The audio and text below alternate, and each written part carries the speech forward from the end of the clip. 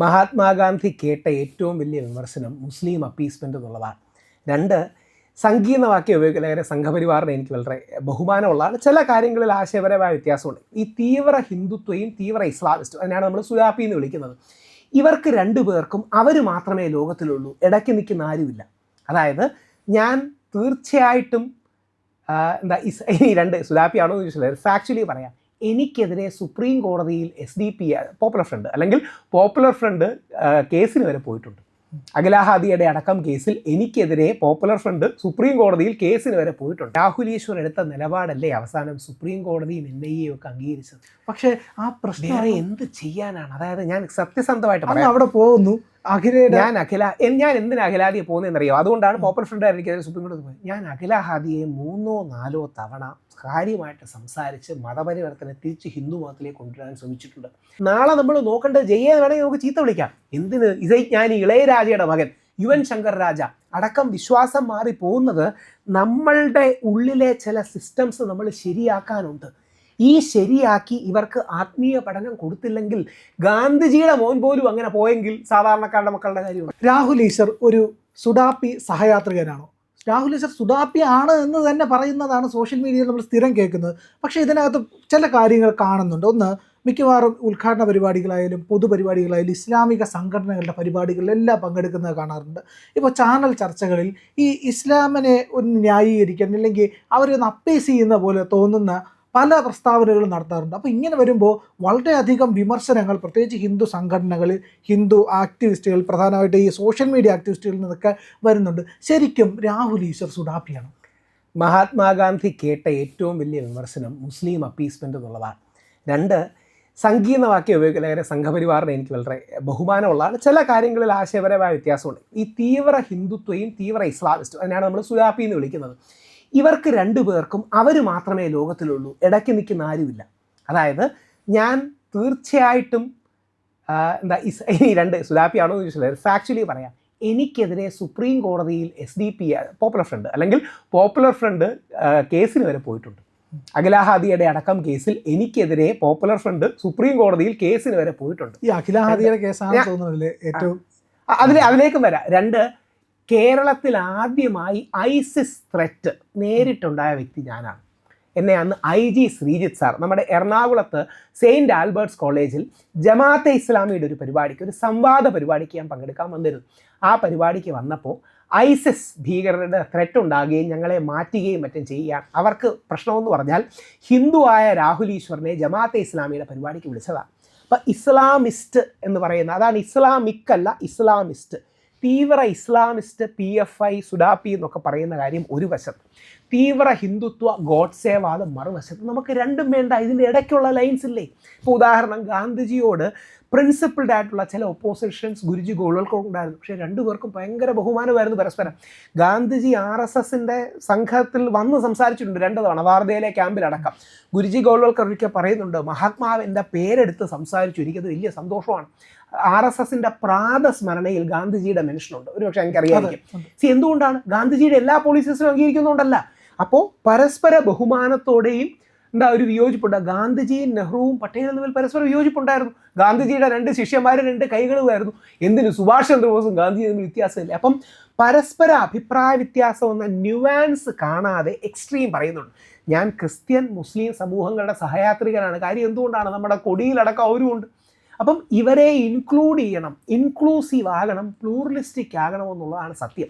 പക്ഷേ തീവ്ര സുഡാപ്പികൾക്ക് കണ്ടിരുന്നോന്നറിയില്ല ചില ആൾക്കാർ, ഞാൻ ചില കമൻറ്റുകൾ വായിക്കാൻ പറ്റാത്ത കമൻറ്റുണ്ട്. മോദിജി ഏറ്റവും കൂടുതൽ കാലം തിരഞ്ഞെടുക്കപ്പെട്ട പ്രധാനമന്ത്രിയായി എന്ന് പറഞ്ഞ് ഇട്ടപ്പോൾ ഇതേപോലെ തീവ്ര ഇസ്ലാമിസ്റ്റുകൾ ചീത്ത വിളിക്കുന്നുണ്ട്. നിനക്ക് ED പേടിയാണോ? ചില വാക്കുകൾ, നീ മോദി ഭക്തനായോ? അപ്പം അവർ എക്സ്ട്രീമാണ്. തിരിച്ച് ഈ ഗോഡ്സേവാദവും എക്സ്ട്രീമാണ്. അതുകൊണ്ടാണ് ഇന്നല്ല 70 വർഷം മുമ്പ് 70-80 വർഷം മുമ്പ് സംഘത്തിൽ ചില ആൾക്കാർ ഗാന്ധിജിയെ എതിർത്ത് സംസാരിച്ചപ്പോൾ ഗുരുജി ഗോൾവൽക്കരോട് ഇറങ്ങിപ്പോകാൻ പറയുന്നുണ്ട്. അതായത് ഗാന്ധിജിയെ അപമാനം സംസാരിച്ചപ്പോൾ, ആശയപരമായി എതിർക്കുന്നല്ല, അപമാനിക്കും. എന്തിന്? ഇന്നത്തെ കാലം എടുക്കുക. മോദിജിയെ തൽക്കാലം നമുക്കെല്ലാം വിശ്വാസമാണ്, നമ്മുടെ പ്രധാനമന്ത്രിയാണ്. ഗോഡ്സെ രാജ്യസ്നേഹിയാണെന്നും ട്രൈറ്റർ അല്ല പാട്രിയോട്ട് ആണെന്ന് പറഞ്ഞ സാധ്വി പ്രഗ്യയോട് മോദിജി പറഞ്ഞ് ഞാൻ ഇനി ജീവിതത്തിൽ സംസാരിക്കില്ല എന്നാണ്. ഗാന്ധിജിയെ അപമാനിക്കുന്ന അനന്ത് കുമാർ ഹെഗ്ഡെ, നമ്മുടെ കർണാടകത്തിലെ MP, അദ്ദേഹത്തോട് കാരണം കാണിക്കലും മറ്റും പോയി. മോദിജി എന്തുകൊണ്ടാണ് ഒരു ഗാന്ധി ലൈൻ എടുക്കുന്നത്? പോട്ടെ, മോദിജി രാഷ്ട്രീയക്കാരനാണെന്നെങ്കിലും പറയാം. സർസംഘചാലക് മോഹൻ ഭഗവത്ജി എന്തുകൊണ്ടാണ്? മോഹൻ ഭഗവത്ജി പറയുന്നത് സംഘം ഗാന്ധിജിക്കെതിരല്ല. കറക്റ്റ്. എന്ന് പറഞ്ഞാൽ ഗാന്ധിയുടെ എല്ലാ ആശയങ്ങളോട് യോജിപ്പുണ്ടെന്നുമല്ല. ഗാന്ധിജിയുടെ ചില ആശയങ്ങളോട് യോജിപ്പാണ്, ചിലതിനോട് വിയോജിപ്പാണ്, ചിലതിനോട് ഒരുമയുള്ളതാണ്. ഗാന്ധിജി മുമ്പോട്ട് വെച്ച കോർ ആശയങ്ങളാണ് രാമരാജ്യം. ഗാന്ധിജി മുമ്പോട്ട് വെച്ചാണ് പശു സംരക്ഷണം. വലിയ കൗതുകം എന്ന് പറഞ്ഞാൽ വീര സവർക്കർ നമുക്ക് വേണ്ടി 10-15 വർഷം ജയിലിൽ കിടന്ന ആളാണ്. പക്ഷേ സവർക്കർക്ക് ഒരു കാരണവശാലും പശു സംരക്ഷണം ഒന്നും ഇഷ്ടമല്ലായിരുന്നു. സവർക്കർ നിരീശ്വരവാദിയായിരുന്നു, സവർക്കർ എത്തീസ്റ്റ് ആയിരുന്നു, സവർക്കർ പശു സംരക്ഷണയെ കളിയാക്കുന്നവരുണ്ട്. ഈയൊക്കെ പശുവിന്റെ കുഞ്ഞാണെന്ന് പറയുന്നത് എങ്ങനെ? അതായത് ഇന്ന് കമ്മ്യൂണിസ്റ്റുകാർ കളിയാക്കുന്ന രീതിയിൽ സവർക്കർ പശു സംരക്ഷണയെ കളിയാക്കുന്നുണ്ട്. എന്നാൽ ഗാന്ധിജിയോ യഥാർത്ഥ പശു സംരക്ഷണവും ആശ്രമമുള്ളവനും സബർമതി ആശ്രമവും മേടിക്കുന്നത് പശുക്കളുടെ പേരില്ല. ഈ രീതിയിൽ എന്നാൽ ഗാന്ധിജി ബാലൻസ് ചെയ്ത് പറയുന്നുണ്ട്, എനിക്ക് മറ്റേവർക്കെതിരെ, അതായത് സിവിൽ ഡിസൊബീഡിയൻസ് അടക്കം ബ്രിട്ടീഷ് സാമ്രാജ്യത്തിനെതിരെയുള്ള ഒരു ജിഹാദും വിശുദ്ധ യുദ്ധവുമാണ്. ഈ ബാലൻസ് പിടിക്കണം. അതുകൊണ്ട് മുസ്ലിം സമൂഹത്തിൻ്റെ എല്ലാ പരിപാടികൾക്കും, എന്നാൽ കഴിയുന്ന പരിപാടിക്ക് മുസ്ലിം ക്രിസ്ത്യൻ സമൂഹത്തിൻ്റെ പരിപാടികൾക്ക് പോകാറുണ്ട്. എന്തുകൊണ്ടാണ്? ഈ ഒരുമയിലാണ് നമ്മുടെ രാജ്യം നിൽക്കുന്നത്. അതങ്ങനെ തന്നെ വേണം. തീവ്ര ഇസ്ലാമിസ്റ്റും വേണ്ട, തീവ്ര ഗോഡ്സേവാദവും വേണ്ട, സംവെയർ ഇൻ ബിറ്റ്വീൻ എന്നുള്ളതാണ് സംഘത്തിൻ്റെയും ഒരർത്ഥത്തിലെ. സംഘത്തിൻ്റെ ആൾക്കാർ ഉറച്ചു പറയുന്നില്ലെന്നേ ഉള്ളൂ. ഞാനൊരു ഉദാഹരണം പറയാം. സംഘത്തിന് മുസ്ലിം രാഷ്ട്രീയ മഞ്ചുണ്ടെന്നും ഈസാ രാഷ്ട്രീയ മഞ്ചുണ്ടെന്നും അറിയാമല്ലോ. ഏതെങ്കിലും സംഘപരിവാറിൻ്റെയോ അവരോട് ബന്ധപ്പെട്ട് നിൽക്കുന്ന ആൾക്കാർ TV ചാനൽ ചർച്ചയിൽ എന്തെങ്കിലും ഇത് പറയാറുണ്ട്? അതെന്തോ ഇല്ലാത്തൊരു കാര്യമാണെന്ന് പറഞ്ഞ് സൈഡിൽ കൂടെ പോകുന്നത്. എനിക്കൊന്ന് ശ്രീ നൗഷാദ്, BJP ഒരു ശ്രീ നൗഷാദ് അടക്കമുള്ള ആൾക്കാരുണ്ട്. BJPയോട് ചേർന്ന് നിൽക്കുന്ന മുസ്ലിങ്ങളും ക്രിസ്ത്യാനികളും ഉണ്ട്, നാഷണലിസ്റ്റ് എന്നൊക്കെ BJPക്കാർ വിളിക്കുന്നത്. ഇത് ഹൈലൈറ്റ് ചെയ്യണം. അപ്പം നമ്മുടെ പൊതുധാരയിൽ അങ്ങനെയല്ല. പക്ഷേ മറ്റേ മുസ്ലിം രാഷ്ട്രീയ മഞ്ചും ഈസായ രാഷ്ട്രീയ മഞ്ചും കേരളത്തിന്റെ കോണ്ടക്സ്റ്റിൽ അവർ ഹൈലൈറ്റ് ചെയ്യാറില്ല. അതൊരു പ്രശ്നമാണ്. നേരെ തിരിച്ച് ഹൈലൈറ്റ് ചെയ്യണം. ഇപ്പം മുസ്ലിം ലീഗ് എന്തുകൊണ്ടാണ്? മുസ്ലിം ലീഗിന് വേണ്ടി 1-2 ഹിന്ദു ജയന്തി നടന്നു തോന്നുന്നവർ അവരൊക്കെ ഇലക്ഷൻ നിൽക്കുന്നുണ്ട്. അല്ലെങ്കിൽ പണ്ട് UC രാമൻ സാറുണ്ട്. UC രാമൻ അത് ഹൈലൈറ്റ് ചെയ്യും. കാര്യം മുസ്ലിം ലീഗ് ഞങ്ങൾ മുസ്ലിങ്ങളുടെ സമുദായത്തിലുള്ളവരാണ്, എന്നാൽ എല്ലാവരിലേക്കും റീച്ച് ഔട്ട് ചെയ്യും എന്നൊരു പോസ്ചറിങ്ങും കൂടെ ഉണ്ട്. അത് അവരുടെ നന്മയാണ്. ഈ പോസ്ചറിങ് വേണ്ടത്. ഞാൻ ശരിക്കും BDJS തുടങ്ങിയ കാലത്ത് ചില ആൾക്കാരോട് പറയുന്നുണ്ടായിരുന്നു, നമുക്ക് BDJSനേക്കാൾ കൂടുതൽ വേണ്ടത് ഒരു ഹിന്ദു ലീഗാണ്. അതായത് ശരിക്കും ഒന്ന് ആലോചിച്ച് നോക്കി, ശ്രീധരൻപിള്ള സാറിൻ്റെ ലൈൻ, അതായത് BJP പ്രസിഡന്റ് ആയത് ശ്രീധരൻപിള്ള സാർ എടുത്തൊരു ലൈനുണ്ട്. അന്ന് 1-2 ട്രോളുകൾ വന്നിട്ടുണ്ടായിരുന്നു. അതായത് നമ്മുടെ പഴയ ജോണി അക്കരയിൽ തിലകനും എല്ലാം കൂടെ താഴെ ഇങ്ങനെ നോക്കുന്നു. എന്നിട്ട് മുസ്ലിം പരിപാടി ഉദ്ഘാടനം, ശ്രീധരൻപിള്ള രാഹുൽ ഈശ്വറും ഇല്ലല്ലോ, പിന്നെ ഇതെങ്ങനെ ആവുന്നത്? ഇപ്പോൾ ഈ ഒരു ലൈൻ ഇപ്പം നമ്മുടെ പഴയ CKP എടുക്കുന്ന, ശ്രീധരൻപിള്ള സാർ എടുക്കുന്ന, ഇന്ന് രാജീവ് ചന്ദ്രശേഖർജി എടുക്കുന്ന നിലപാട്, ഈ സോഫ്റ്റ് ലൈൻ ആണ് BJPക്ക് ആവശ്യം. ഇതിനെയാണ് സെൻറ്റർ റൈറ്റ് ലൈൻ എന്ന് അറിയപ്പെടുന്ന സോഫ്റ്റ് ലൈൻ. ഈ ലൈനാണ് കേരളത്തിൽ ശ്രീ ശശി തരൂർ ഒക്കെ എടുക്കാൻ നോക്കിക്കൊണ്ടിരിക്കുന്നത്. വൈ ആം എ ഹിന്ദു എന്നൊക്കെ എഴുതുന്ന പുസ്തകം കോൺഗ്രസ് നിൽക്കുന്ന ഒരാളാണ് എഴുതുന്നത്. അല്ലെങ്കിൽ രമേശ് ചെന്നിത്തലാജിയും ബ്രോഡ്ലി ഈ ലൈനൊക്കെ എടുക്കുന്ന ഒരാളാണ്. അതായത് അപ്പം ഈ സോഫ്റ്റ് റൈറ്റ്, ഈ നിലപാട് വേണം. അതിന് ആൾക്കാരങ്ങോട്ടും ഇങ്ങോട്ടും വിളിക്കുമായിരിക്കും. നമുക്കൊരു തീവ്ര സുഡാപ്പിയും തീവ്ര ഗോഡ്സേവാദിയും വേണ്ട, ഒരു മധ്യം വേണമെന്നുള്ളതാണ് എൻ്റെ പൊസിഷൻ. ഓക്കെ, പക്ഷേ ഇതിനകത്ത് പറയുന്നത് ഈ സുഡാപ്പി വിളി തുടങ്ങുന്നത് അഖില ഹാദിയുടെ കേസിലാണ്. ഭയങ്കര കോൺട്രോവേഴ്ഷ്യൽ വിഷയമാണ്. ഭയങ്കര എന്ന് പറഞ്ഞാൽ കത്തിയ പ്രശ്നമാണ്. അതായത് എനിക്ക് തോന്നുന്നു അന്വേഷണ ഏജൻസികൾക്ക് പോലും അതൃപ്തി ഉണ്ടായി അല്ലേ? 2 കാര്യങ്ങളാണ്. ഒന്ന് ആലോചിച്ച് നോക്കി, രാഹുൽ ഈശ്വർ എടുത്ത നിലപാടല്ലേ അവസാനം സുപ്രീം കോടതിയും NIA ഒക്കെ അംഗീകരിച്ചത്. പക്ഷേ ആ പ്രശ്നം എന്ത് ചെയ്യാനാണ്? അതായത് ഞാൻ സത്യസന്ധമായിട്ട് അവിടെ പോകുന്നു, ഞാൻ എന്തിനാ അഖിലാദിയെ പോകുന്നതെന്നറിയോ? അതുകൊണ്ടാണ് പോപ്പുലർ ഫ്രണ്ട് എനിക്കെതിരെ സുപ്രീം കോടതി പോയത്. ഞാൻ അഖില ഹാദിയെ 3-4 തവണ കാര്യമായിട്ട് സംസാരിച്ച് മതപരിവർത്തനം തിരിച്ച് ഹിന്ദു മതത്തിലേക്ക് കൊണ്ടുവരാൻ ശ്രമിച്ചിട്ടുണ്ട്. ഞാൻ അഖില ഹാദിയോട് പറഞ്ഞു, മോളെ നീ പോകരുത്, അത് നീ അങ്ങോട്ട് പോകുന്നതുകൊണ്ടോ ആരെങ്കിലും ഇങ്ങോട്ട് വരുന്നതുകൊണ്ടല്ല, ഇതിൻ്റെ പേര് കേരളത്തിലൊരു പ്രശ്നം ഉണ്ടാകും, ഇതിൻ്റെ പേര് വല്ല ഇഷ്യൂസ് ഉണ്ടാകും, ഈ രീതിയിൽ പറഞ്ഞു. പക്ഷേ അഖില ഹാദിയയുടെ ജീവിതത്തിൽ അഖില ഹാദിയൊക്കെ ഉണ്ടായ ഒരു ആത്മീയ ശൂന്യത കാരണം ആ കുട്ടി ഒരു വിശ്വാസത്തിൽ അങ്ങ് മുറുകെ പിടിച്ചു. അത് ഇന്ന് മാറുന്നില്ല. അഖില ഹാദിയുടെ അമ്മയും അച്ഛനും ശ്രമിച്ചു, ഞാൻ പലതവണ സംസാരിച്ചു. ഇനി 2, എനിക്ക് ആ നിലപാടിനോട് വിയോജിപ്പുണ്ട്, പക്ഷേ അതുകൊണ്ട് കൊല്ലാൻ പറ്റുമോ? അതുകൊണ്ട് എത്ര കാലം വീട്ടിയിടും? ഏകദേശം മാസങ്ങളോ, എൻ്റെ ഓർമ്മ ശരിയാണെങ്കിൽ 6-7 മാസമാണ്, സബ്ജക്റ്റ് കറക്ഷൻ, അല്ലെങ്കിൽ മാസങ്ങൾ. ജീവിതകാലം മുഴുവൻ ഒരു പെൺകുട്ടിയല്ലേ വീട്ടിയിടാൻ പറ്റൂ? ഏതെങ്കിലും രീതിയിൽ അവക്കൊരു കരിയർ വേണ്ടേ, അവക്കൊരു ലൈഫ് വേണ്ടേ, കുട്ടികൾ വേണ്ടേ, ഭർത്താവ് വേണ്ടേ? അതുകൊണ്ട് ഒരുപാട് ചീത്ത ഞാൻ കേട്ടെങ്കിലും ആത്യന്തികമായി സുപ്രീം കോടതി അടക്കം ആ തീരുമാനമാണ് ശരിവെച്ചത്. വേറെ എന്ത് ചെയ്യാനാ? ഒന്ന് ആലോചിച്ച് നോക്കി, എന്താ ചെയ്യാൻ പറ്റുക? ഒന്നും ഒന്നും ചെയ്യാനില്ല. ഞാൻ ഇനി 2 പോപ്പുലർ ഫ്രണ്ടുകാർ എന്ത് പറഞ്ഞാൽ സുപ്രീം കോടതി പോയത്? ജസ്റ്റിസ് ദീപക് മിശ്രയുടെ ബെഞ്ചിലാ പോയത്. രാഹുൽ ഈശ്വർ അഖിലാഹാദിയെ ഹിന്ദു മതത്തിലേക്ക് മതപരിവർത്തനം ശ്രമിച്ചു, തിരിച്ചു കൊണ്ടുവരാൻ ശ്രമിച്ചു എന്ന് പറഞ്ഞാൽ പരമാവധി ഞാൻ സത്യം പറയാമല്ലോ ആ കുട്ടിയോട് പരമാവധി, മോളെ നീ ശ്രീനാരായണ ഗുരുദേവനെ വായിക്കും, നീ ചട്ടമ്പി സ്വാമിയെ വായിക്കും, മഹാത്മാഗാന്ധിയെ വായിക്കും, വിവേകാനന്ദനെ വായിക്കും. പക്ഷേ ആ കുട്ടിയുടെ ഒരു ബോധ്യം, ആ കുട്ടി ജീവിതത്തിൽ മറ്റൊരു പാത തിരഞ്ഞെടുത്തു. പറയാൻ കഴിയുന്നതിൻ്റെ മാക്സിമം പറയുന്നതല്ലാതെ അല്ലെങ്കിൽ ദ്രോഹിച്ചു കഴിഞ്ഞാൽ നമ്മൾ വൈസസ് തമ്മിൽ എന്താ വ്യത്യാസം? അതായത് അഖിലാഹാദിയെ മതം മാറി എന്ന പേരിൽ വേട്ടയാടി ശാരീരികമായി ഉപദ്രവിച്ചാൽ നമ്മൾ വൈസസ് തമ്മിൽ വേറെ എന്താ വ്യത്യാസം? ഇതല്ലാതെ വേറെ എന്ത് ചെയ്യാൻ പറ്റും? അതുകൊണ്ട് ഇത്തരം സെൻസിറ്റീവായ വിഷയങ്ങൾ അതുകൊണ്ട് ഇന്നും ശ്രദ്ധിച്ചാൽ അറിയാം, ആൾക്കാർ പലപ്പോഴും ആ പെൺകുട്ടിയെ അഖിലാഹാദിയ എന്നാണ് വിളിക്കുന്നത്. തീവ്ര ഇസ്ലാമിസ്റ്റുകൾ ഒരു പരിപാടി തന്നെ എന്നോട് പറഞ്ഞു, നിങ്ങൾ എന്തിനാ അഖിലാഹാദിയ എന്ന് വിളിക്കുന്നത്? ഹാദി എന്നല്ലേ ആ പെൺകുട്ടിയുടെ പേര്. ഹിന്ദുക്കൾ അഖില എന്നും മുസ്ലിങ്ങൾ ഹാദിയ എന്ന് വിളിക്കുന്നുണ്ട്. അതുകൊണ്ട് ഞാൻ പറഞ്ഞു, നമുക്ക് അഖിലാഹാദിയ എന്ന് വിളിക്കാം. അഖില എന്നാണ് അച്ഛനും അമ്മയും കൊടുത്ത പേര്, ഹാദിയ എന്നാണ് ആ പെൺകുട്ടി തിരഞ്ഞെടുത്ത ഒരു പാതയുടെ പേര്. ഇനി 2, ഇത് മുസ്ലിം സംഘങ്ങളിൽ ശ്രദ്ധിക്കേണ്ട കാര്യമാണ്. പോപ്പുലർ ഫ്രണ്ടുകാർ 77 ലക്ഷം രൂപയാണ് കപിൽ സിബലിന് കേസ് വാദിക്കാൻ കൊടുത്തത്.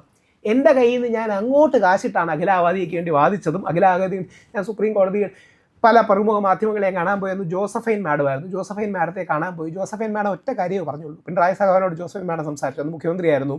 ഇതൊരു മുസ്ലിം ഈഴവ പ്രശ്നമാകാൻ നോക്കണം, ഇതൊരു മുസ്ലിം വേഴ്സസ് ഈഴവ എന്നൊരു പെൺകുട്ടി ശ്രീനാരായണ സമൂഹത്തിൽ നിന്ന് വരുന്നതാണ്. ശരിക്കും അഖിലാദിയുടെ പ്രശ്നം ഒറ്റ വരി പറഞ്ഞ് ഞാൻ കൺവിൻസ്ഡ് ആവും. യഥാർത്ഥ അഖിലാദിയുടെ പ്രശ്നം എന്താ? അഖിലാഹാദിയയ്ക്ക് ശ്രീനാരായണ ഗുരുദേവനെ അറിയില്ല. അഖിലാഹാദിയയ്ക്ക് മഹാത്മാഗാന്ധി അല്ലെങ്കിൽ ദാർശനികം, അതിൻ്റെ പേര് കേട്ടിട്ടുണ്ടായിരിക്കും, പക്ഷേ ആത്മീയമായി സ്വാമി വിവേകാനന്ദനെ അറിയില്ല. നമ്മുടെ ഹിന്ദു സിസ്റ്റംസ് അറിയില്ല. ഈ പെൺകുട്ടിയുടെ ആത്മീയ ശൂന്യതയാണ് നമ്മൾ അഡ്രസ്സ് ചെയ്യേണ്ടത്. ഈ ആത്മീയ ശൂന്യതയുള്ളതുകൊണ്ടല്ലേ അവൾ മാറിപ്പോകുന്നത്.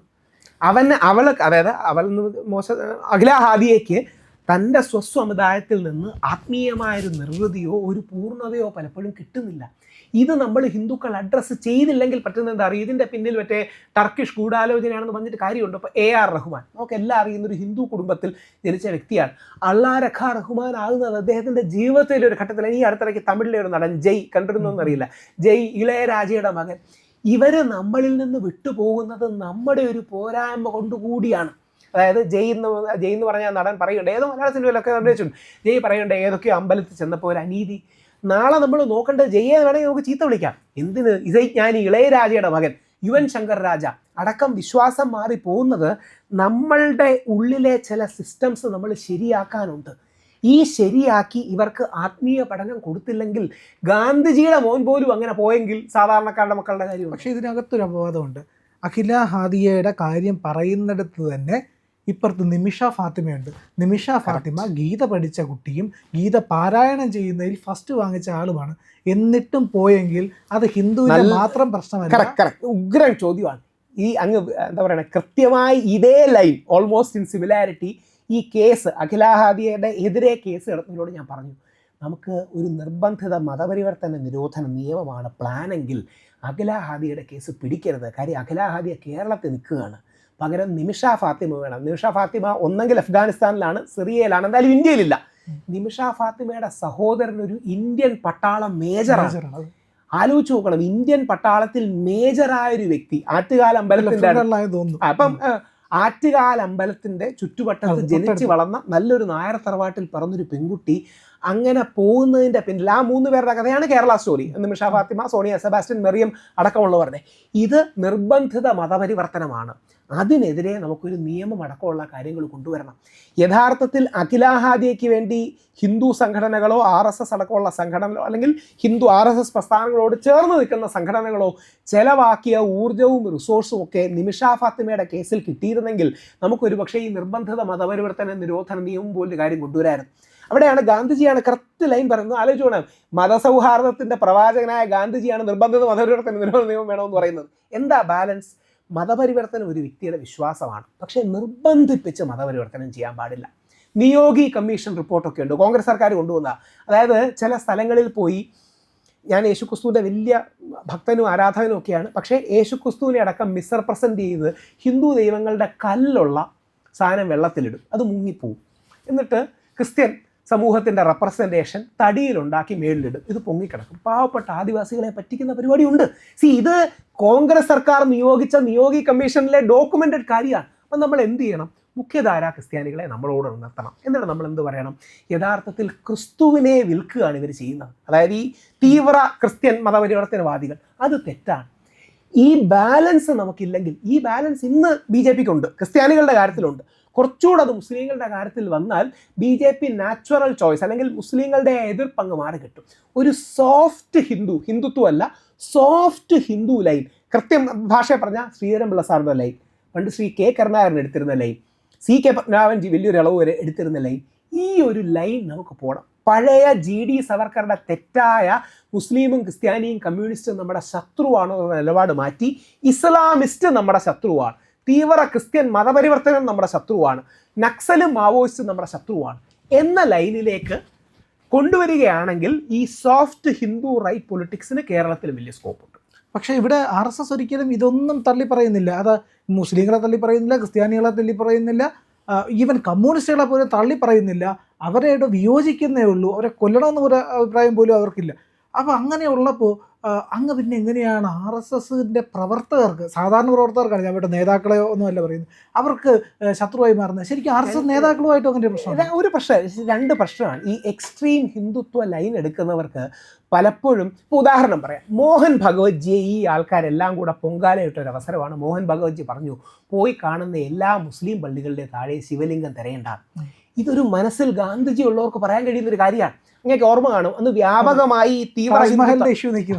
തീവ്ര ഹിന്ദുത്വ സർക്കിളിലുള്ള ആൾക്ക് ഇതിൻ്റെ പ്രശ്നം എന്തറിയോ, പല അമ്പലങ്ങളും അങ്ങനെ പള്ളികളായി മാറിയിട്ടുണ്ടെന്ന് സത്യമാണ്, 500-600 വർഷം. പക്ഷെ ഇന്നത് പറഞ്ഞ് എല്ലാം കൂടെ തിരിച്ചു പിടിക്കാൻ നിന്നാൽ നാട്ടിലെ കലാപങ്ങൾ ഉണ്ടാകും, ഭയങ്കരമായിട്ട് മുസ്ലിം അതിനെ നേരം കാണുള്ളൂ. ചില ആൾക്കാർ 300 അമ്പലം എന്ന് പറയുന്നു, ചില ആൾക്കാർ 3000 അമ്പലം എന്ന് പറയുന്നു, ചില ആൾക്കാർ 30,000 അമ്പലം, ചില ആൾക്കാർ 30,000 അമ്പലം എന്ന് പറയുന്നത്. ശരിയാണ്, ചരിത്രത്തിൽ അങ്ങനെ പ്രശ്നങ്ങൾ ഉണ്ടായിരിക്കാം. പക്ഷേ നമുക്ക് ദൈവദത്തമായിട്ടൊരു ഡേറ്റ് ഉണ്ട്, 1947 ഓഗസ്റ്റ് 15. എൻ്റെ കാറിൻ്റെ ഒക്കെ നമ്പർ അതാണ്, 1947 ആണ്. ഈ ഓഗസ്റ്റ് 15 നമ്മൾ ഇന്ത്യ ഒരു സ്വതന്ത്ര പരമാധികാര രാഷ്ട്രമായി, ഭാരതം എന്ന സംസ്കാരം ഇന്ത്യ എന്നൊരു രാജ്യമായി രൂപാന്തരപ്പെട്ടു. അതിനു മുമ്പുള്ള പള്ളി അല്ലെങ്കിൽ അന്നുള്ള പള്ളി അമ്പലം തുടങ്ങി നിൽക്കുക. പക്ഷേ രാമജന്മഭൂമിയുടെ കാര്യത്തിൽ ഒരു എക്സെപ്ഷൻ ഉണ്ടാകുക. അതാണ് പ്ലേസസ് ഓഫ് വർഷിപ്പ് ആക്ട് കൊണ്ടുവന്നത്. ബ്രാഹ്മണനും കൂടിയും കോൺഗ്രസ്സുകാരനും കൂടിയാണ് നരസിംഹറാവു ഗവൺമെൻറ്റാണ്, സോഫ്റ്റ് ഹിന്ദുവായ. ഇങ്ങനെ ബാലൻസ് പിടിക്കാതെ വേറെ എന്താ വഴി എന്ന് ശ്രദ്ധിച്ചോന്നറിയില്ല. ഇന്നും നാഷണൽ മീഡിയയിലുള്ള തീവ്ര വലതിൻ്റെ ആൾക്കാർ, പേര് ഞാൻ പറയുന്നില്ല, തീവ്ര വലത് ആങ്കേഴ്സ് ഒക്കെ പ്ലേസസ് ഓഫ് വർഷിപ്പ് ആക്ട് ഒക്കെ നിരോധിക്കണം, മാറ്റണം എന്നൊക്കെ പറയുന്നുണ്ട്. മോദിജി അമിത്ഷാജി തൊട്ടിട്ടില്ല. വെറും 8 പാരാഗ്രാഫുള്ള ഒരു നിയമമാണ് പ്ലേസ് ഓഫ് വർഷിപ്പ് ആക്ട്. ഇന്ന് വിചാരിച്ചാൽ ഇന്ന് മാറ്റാം. തൊടാത്ത എന്താ അറിയാമോ, അതൊരു പാൻഡോറാസ് ബോക്സ് ഓപ്പൺ ചെയ്യും. നാളെ എല്ലാ മുസ്ലിം പള്ളിയും നമ്മുടെ ഹിന്ദു ക്ഷേത്രങ്ങളാണെന്ന് പറഞ്ഞ് നമ്മുടെ തീവ്ര ആൾക്കാർ ഇറങ്ങും. ഇതിനെ കൗണ്ടർ ചെയ്യാൻ എന്ത് ചെയ്യുമെന്നറിയോ, കമ്മ്യൂണിസ്റ്റുകാർ പറയും നിങ്ങളുടെ ഹിന്ദു ക്ഷേത്രങ്ങളെല്ലാം പണ്ട് ബുദ്ധക്ഷേത്രങ്ങളായിരുന്നു. അങ്ങനെയാണ് ശബരിമലയെക്കുറിച്ചൊക്കെ കമ്മ്യൂണിസ്റ്റുകാർ പച്ചക്കള്ളം പറയുന്നുണ്ട്. സുപ്രീം കോടതി അഫിഡവിറ്റിൽ എഴുതി കൊടുത്തിട്ടുണ്ട് ശബരിമല ബുദ്ധക്ഷേത്രമായിരുന്നു. അങ്ങനെ യാതൊരു തെളിവില്ല, ചുമ്മാ പറയുകയാണ്. അതായത് അയ്യപ്പൻ വില്ലാളി വീരനാണ്, ബുദ്ധൻ ശാന്തമൂർത്തിയാണ്, ഇവിടെ യോഗനിദ്രയിൽ ഇരിക്കുന്ന അയ്യപ്പനാണ്. പക്ഷെ അവർ പറയുന്നത് സ്ട്രാറ്റജിക് കള്ളമാണ്. അതായത് നിങ്ങൾ ഹിന്ദുക്കൾ മുസ്ലിങ്ങളുടെ പള്ളികൾ നിങ്ങളുടേതാണെന്ന് അവകാശപ്പെട്ടാൽ നിങ്ങൾ ഹിന്ദുക്കൾ ബുദ്ധിസ്റ്റുകളെ ഇല്ലാതാക്കി നിങ്ങളുടെ അമ്പലം പിടിച്ചെടുത്താണെന്ന് പറയും. ഇനി പുതിയൊരു കള്ളമുണ്ട്, പണ്ടെല്ലാം പിന്നോക്ക ജാതിക്കാരുടെ ആയിരുന്നു, നിങ്ങൾ ഹിന്ദുക്കൾ സവർണർ ബ്രാഹ്മണർ തട്ടിയെടുത്താണ്. നമുക്കൊരു ബാലൻസ് വേണം. മോദിജി അതുകൊണ്ടാണ് വളരെ സെൻസിറ്റീവായി പ്ലേസസ് ഓഫ് വർഷിപ്പ് ആക്ട് അടക്കമുള്ളവരെ തൊടാതെ പോകുന്നത്. പല ആൾക്കാരും അദ്ദേഹം തൊടുന്നില്ല അതുകൊണ്ടാണ് BJPയുടെ ഉള്ളിൽ തന്നെ മോദിജി കളമൊരുക്കും, യോഗിജി ഭാവിയിൽ ഇതെല്ലാം മാറ്റും എന്ന് പറയുന്നൊരു ലൈനുള്ളത്. മോദിജിക്ക് ഇന്ന് ചെയ്യാൻ പറ്റുന്ന ഹിന്ദുത്വം മാത്രമേ പറ്റൂ, ഇതിനപ്പുറം പോകാൻ പറ്റില്ല. ഇതിനപ്പുറം പോയ രാജ്യത്ത് കലാപങ്ങളും പ്രശ്നങ്ങളും കാര്യങ്ങളും എല്ലാം ഉണ്ടാകും. അവിടെയാണ് ഒരു ഭക്തി. എന്തുകൊണ്ട് ശ്രീകൃഷ്ണ മധുര ക്ഷേത്രവും കാശി വിശ്വനാഥ ക്ഷേത്രവും മോദിജി തൊടുന്നില്ലല്ലോ. പ്രകടമായി നമുക്ക് കാശി ക്ഷേത്രത്തിൽ അല്ലെങ്കിൽ കാശി പള്ളിയിൽ, കാശി വിശ്വനാഥ ക്ഷേത്രത്തിൽ കാണാൻ കഴിയുന്ന കാര്യമാണ്. അപ്പം ആ പള്ളിയുണ്ട്, അത് പഴയ ഒരു അമ്പലത്തിന്റെ മേളിൽ നിൽക്കുന്നതാണ്, സത്യമാണ്, എല്ലാവർക്കും അറിയുന്ന കാര്യമാണ്. മധുര ശ്രീകൃഷ്ണന്റെ മധുരയിലും സമാനമായൊരു തർക്കവും കാര്യമുണ്ട്. മോദിജി തൊടുന്നില്ല. എന്താ തൊടാത്തത്? അത് ഭഗവാൻ കൃഷ്ണനോട് ഇഷ്ടമില്ലാത്തതുകൊണ്ടല്ല, അത് തൊട്ട് കഴിഞ്ഞാൽ ശരിക്കും 90കളിൽ നമ്മളെല്ലാം വളർന്നു വന്ന കാലത്തെ ഇത്ര ബോംബാക്രമണങ്ങളും തീവ്രവാദ ആക്രമണങ്ങളും 100 കണക്കിനും 1000 ആൾക്കാർ മരിക്കുകയുണ്ടായി. അപ്പം ഒരമ്പലം കെട്ടി, അത് രാമക്ഷേത്രം ഉണ്ടായി. ഞാൻ ആ പരിപാടിക്ക് ഗംഭീരമായിട്ടത് സാധനം ചെയ്തു, അത് സെറ്റിൽ ചെയ്തു. ഒരു രാജ്യം മുമ്പോട്ട് പോകുന്നത് ഇങ്ങനത്തെ കൺസെൻസസ് ബിൽഡിങ്ങിലൂടെയാണ്. അപ്പം അതുകൊണ്ട് നമ്മുടെ മോഹൻ ഭഗവത്ജി ആ ഗാന്ധിജിയെ മനസ്സിൽ വെച്ചാണ് പറഞ്ഞത്. അത് പറയാനൊരു യഥാർത്ഥ ഹിന്ദുവിനെ കഴിയൂ. കാണുന്ന എല്ലാ മുസ്ലിം പള്ളിയിലും താഴെ പോയി നിങ്ങൾ ശിവലിംഗം തരേണ്ട ആവശ്യമില്ല. ഇത് പറയുന്നത് അദ്ദേഹത്തിലെ നല്ല ഹിന്ദുവാണ്. തീവ്ര ഹിന്ദുത്വവാദികൾക്ക് ഒരുപക്ഷെ ഇഷ്ടപ്പെട്ടില്ല, പല ആൾക്കാരും അങ്ങനെ എഴുതുകയും ചെയ്തു. നമ്മുടെ മുഖ്യധാരാ കമൻറ്റേറ്റേഴ്സ് പോലും ഇദ്ദേഹത്തെ ചീത്ത വിളിക്കുന്ന ഒരു അവസ്ഥയുണ്ടായി. പക്ഷേ അത് പറയുന്നത് അദ്ദേഹം ഒരു നല്ല ഹിന്ദുവും നല്ല ഇന്ത്യക്കാരനും നല്ല മനുഷ്യനും ആയതുകൊണ്ടാണ്. ആ ബാലൻസ് നമ്മൾ മെയിൻറ്റെയിൻ ചെയ്തു പോകണം. അതുകൊണ്ടാണ് ഞാൻ ഇപ്പോൾ അടുത്തിടയ്ക്ക് പോയ മുസ്ലിം പരിപാടിക്ക് പോലും വീര സവർക്കറുടെ പോസിറ്റീവ് കാര്യങ്ങൾ എടുത്തു പറഞ്ഞിരുന്നു, മോഹൻ ഭഗവത്ജിയുടെ പറഞ്ഞിരുന്നു. ഇതിൻ്റെ കാര്യം വീര സവർക്കറുടെ ചില നിലപാടോട് വിയോജിക്കാം. പക്ഷേ 11 വർഷം നമുക്ക് വേണ്ടി ജയിലിൽ കിടന്ന മനുഷ്യനാണ്. 11 വർഷം തൻ്റെ ജീവിതത്തിൻ്റെ യുവത്വവും ഊർജ്ജവും എല്ലാം നമുക്ക് വേണ്ടി കളഞ്ഞൊരു മനുഷ്യനാണ്. ആ മനുഷ്യനെ ചില ചിന്തിക്കാൻ പറ്റാത്ത പദങ്ങൾ ഉപയോഗിച്ച് ചില ആൾക്കാരും കമ്മ്യൂണിസ്റ്റുകാരും തീവ്ര ഇസ്ലാമിസ്റ്റുകളും ചെയ്യുന്നുണ്ട്. അത് ചെയ്യരുത്. അപ്പോൾ നമുക്ക് എന്ത് ചെയ്യണം? ഈ ബാലൻസിലേക്ക് കൊണ്ടുവരണം. ആ ബാലൻസിന് വേണ്ടിയാണ് ഞാൻ ശ്രമിക്കുന്നത്. എന്നാണ് ചില ആൾക്കാർ തമാശയ്ക്ക് എന്നെ ബാലൻസ് കെ നായർ എന്ന് വിളിക്കുന്നത്. പ്രിയമുള്ളവരെ, നമ്മുടെ ചാനൽ ഒരുപാട് പേർ കാണുന്നുണ്ട്. കാണുന്നവരോടെല്ലാം നമുക്ക് വലിയ സ്നേഹവുമുണ്ട്. അവരൊക്കെ നമ്മുടെ ചാനലിനെ കുറിച്ച് ഒരുപാട് പേരോട് പറയുന്നുമുണ്ട്. പക്ഷേ ഒരു കാര്യം, നമ്മൾ കാണുന്നവരുടെ എണ്ണം അനുസരിച്ച് ചാനലിൻ്റെ സബ്സ്ക്രിപ്ഷൻ കൂടുന്നില്ല. എന്താ കാര്യം എന്നറിയാമോ? നമ്മൾ കണ്ടിട്ട് അങ്ങ് പെട്ടെന്ന് തിരിച്ചു പോവുക. പക്ഷേ കണ്ടതിന് ശേഷം ഒരു നിമിഷം നിൽക്കുക. നമ്മുടെ ചാനലിൻ്റെ IND എന്ന് പറയുന്ന ലോഗോ ഇല്ലേ, അവിടെ ഒന്ന് വിരലമർത്തിയാൽ ചാനലിൻ്റെ ഫീഡ് തുറന്നു വരും. അവിടെ സബ്സ്ക്രൈബ് എന്നൊരു നീല നിറത്തിലുള്ള ബാറുണ്ട്. അവിടെ ജസ്റ്റ് ഒന്ന് തൊടുക.